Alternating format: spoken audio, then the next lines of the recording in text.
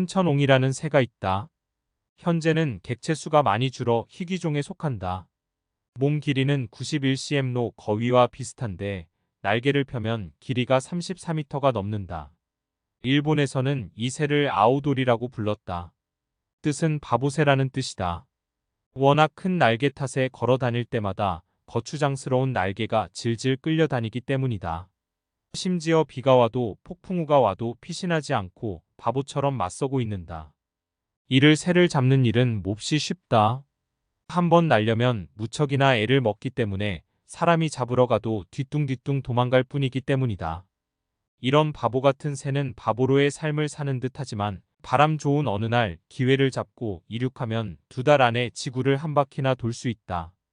10년 동안 한 번도 땅을 밟지 않고 날 수 있을 정도다. 모든 것에는 양면이 있다. 골이 깊을수록 산이 높고 젊을수록 해야 할 일들이 많다. 세상의 분배는 그렇게 이뤄져 있다. 흔히 말하는 음양의 조화는 서로 물고 물리며 섞이지만 대립돼 있고 대립되어 있지만 함께하고 있다. 땅에서는 바보 같은 새지만 하늘을 날면 그 어떤 비행체보다 오래 난다. 프레디 머큐리는 영국에서 멸시를 당하며 자랐다. 하지만 그는 이후 엄청나게 많은 히트를 하는 가수가 된다. 보이는 모습 뒤에는 상상도 못할 다른 차원이 존재한다. 어린 시절 학교에서 사용하던 색종이에는 양면의 색깔이 달랐다. 파란색 색종이를 뒤집어 보면 빨간색이 있었다. 이 색종이를 책상 위에 놓고 바라보면 그 뒷면을 결코 가늠할 수 없다. 그렇다고 색종이의 뒷면이 색종이가 아닌 건 아니다.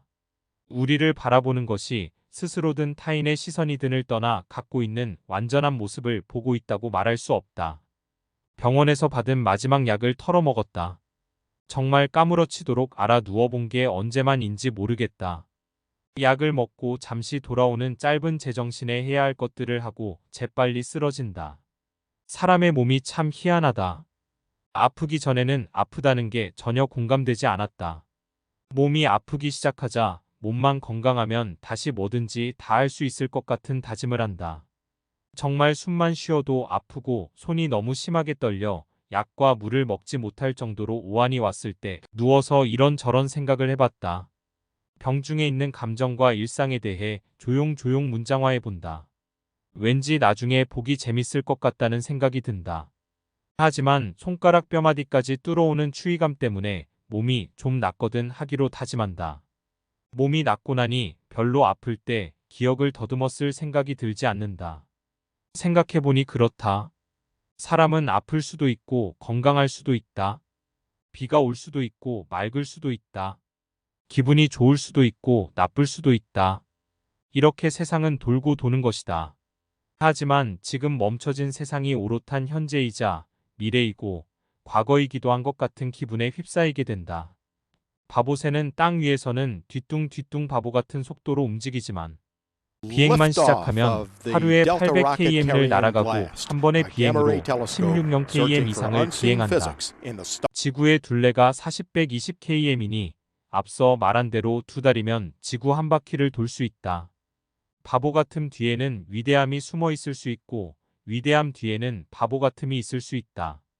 단 한 번의 제대로 된 동작을 보여주기 위해 김연아 선수는 하루 8시간을 같은 동작을 반복하며 연습했다.